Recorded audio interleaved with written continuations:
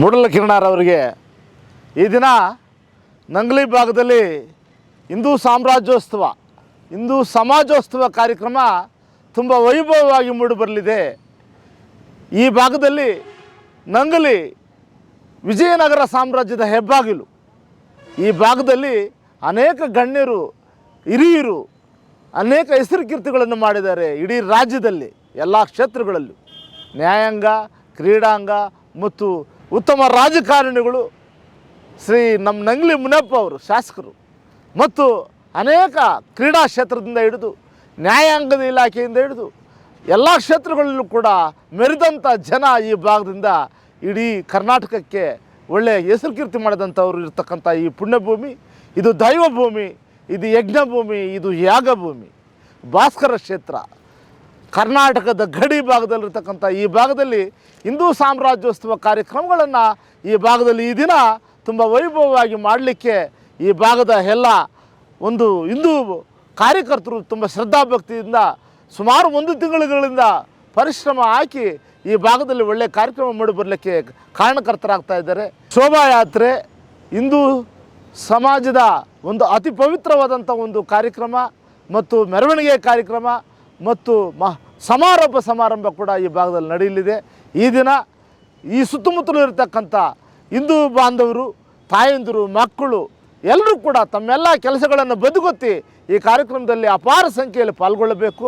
ಈ ಕಾರ್ಯಕ್ರಮದ ಒಂದು ಮಹತ್ವ ತುಂಬ ಪವಿತ್ರವಾಗಿರೋದ್ರಿಂದ ಇವತ್ತು ಈ ಕಾರ್ಯಕ್ರಮದಲ್ಲಿ ಜಾತ್ಯತೀತವಾಗಿ ಯಾವುದೇ ರಾಜಕೀಯ ಗುಂಪುಗಳಿಲ್ಲದೆ ಎಲ್ಲರೂ ಕೂಡ ಪಾಲ್ಗೊಳ್ಳುವಂಥದ್ದು ಆಗಬೇಕು. ಯಾಕಂತ ಹೇಳಿದ್ರೆ ಇದು ಯಾವುದೋ ಒಂದು ರಾಜಕೀಯ ಪಕ್ಷಕ್ಕೋ ಯಾವುದೋ ಒಂದು ಸಂಘಟನೆಗೆ ಸೀಮಿತ ಅಲ್ಲ, ಇದು ಧರ್ಮಕ್ಕೆ ಸಂಬಂಧಪಟ್ಟಿದ್ದು.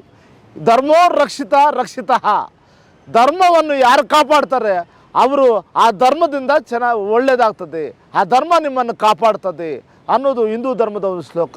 ಸ್ವಾಮಿ ವಿವೇಕಾನಂದರ ಆಲೋಚನೆಗಳ ಮೇಲೆ ನಮ್ಮ ಹಿಂದೂ ಧರ್ಮ ಇಡೀ ಪ್ರಪಂಚಾದ್ಯಂತ ಇವತ್ತು ತುಂಬ ಶಕ್ತಿಯುತವಾಗಿ ನೆಲೀತಾ ಇದೆ, ಬೆಳೀತಾ ಇದೆ.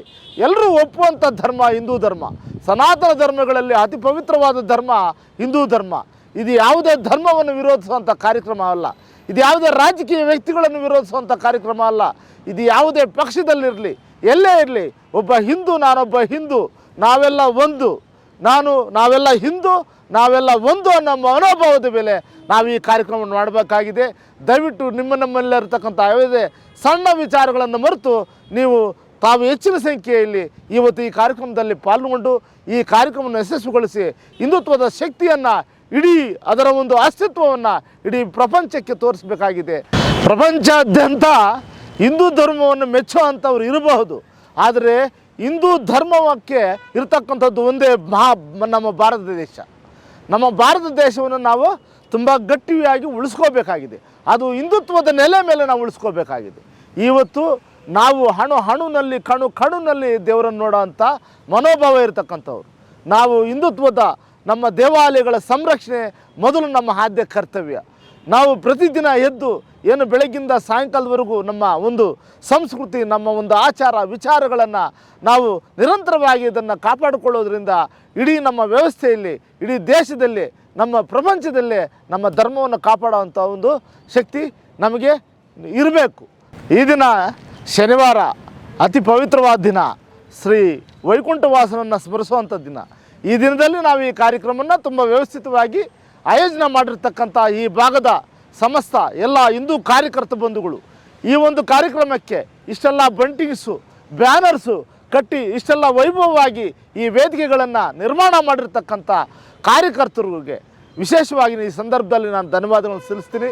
ಈ ಕಾರ್ಯಕ್ರಮದಲ್ಲಿ ಎಲ್ಲ ಹಿಂದೂ ಬಾಂಧವರು ಪಾಲ್ಗೊಳ್ಳಬೇಕು. ಶೋಭಾಯಾತ್ರೆ ಕಾರ್ಯಕ್ರಮ, ಆನಂತರ ಸಮಾರಂಭ ಕಾರ್ಯಕ್ರಮ ಇರ್ತದೆ.